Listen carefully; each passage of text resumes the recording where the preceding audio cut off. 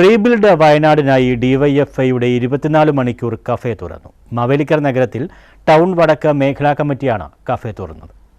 വയനാടിനെ ചേർത്ത് പിടിക്കുന്നതിന്റെ ഭാഗമായാണ് മാവേലിക്കര നഗരത്തിൽ ഡിവൈഎഫ്ഐയുടെ 24 മണിക്കൂർ കഫേ തുറന്നത്.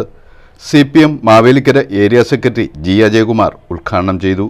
CPM ജില്ലാ കമ്മിറ്റി അംഗം കെ മധുസൂദനൻ, ഡിവൈഎഫ്ഐ സംസ്ഥാന കമ്മിറ്റി അംഗം MS അരുൺകുമാർ MLA, SFI കേന്ദ്ര കമ്മിറ്റി അംഗം AA Akshay, DYFI block secretary G Vishnu, treasurer Sen Soman, advocate PV Santhosh Kumar, C Suresh, Rahul, Sunil എന്നിവർ പങ്കെടുത്തു. ബുദ്ധ ജംഗ്ഷനിലുള്ള പളനിയപ്പന്റെ ചായക്കടയ്ക്ക് മുന്നിൽ ഡിവൈഎഫ്ഐ മാവേലിക്കര ടൗൺ വടക്ക് മേഖലാ കമ്മിറ്റിയാണ് കഫേ തുറന്നത്. ഇതിലൂടെ ലഭിക്കുന്ന തുക ഡിവൈഎഫ്ഐ വയനാടിനായി പ്രഖ്യാപിച്ചിട്ടുള്ള വീട് നിർമ്മാണത്തിനായി നൽകുമെന്ന് ഭാരവാഹികൾ പറഞ്ഞു. വയനാട് ചൂരൽമലയിലും മുണ്ടക്കയത്തും ഉണ്ടായിട്ടുള്ള ദുരന്തവുമായി ബന്ധപ്പെട്ട് അതിന്റെ ദുരിതബാധിതർക്ക് വീട് നഷ്ടപ്പെട്ടവർക്ക് വീട് വെച്ചു കൊടുക്കുന്നതിന് വേണ്ടിയിട്ടുള്ള പ്രഖ്യാപനം ഡിവൈഎഫ്ഐയുടെ സംസ്ഥാന ഭാരവാഹികൾ ദുരിതഭൂമിയിൽ നിന്ന് തന്നെ പ്രഖ്യാപിച്ചിട്ടുണ്ടായിരുന്നു.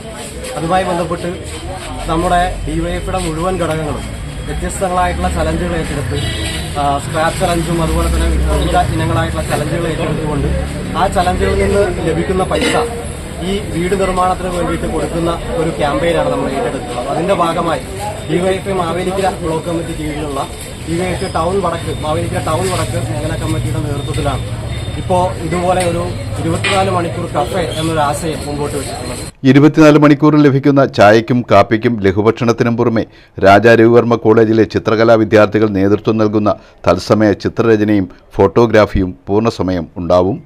എല്ലാ ദിവസവും വൈകുന്നേരം 7 മുതൽ കലാപരിപാടികളും നടക്കും.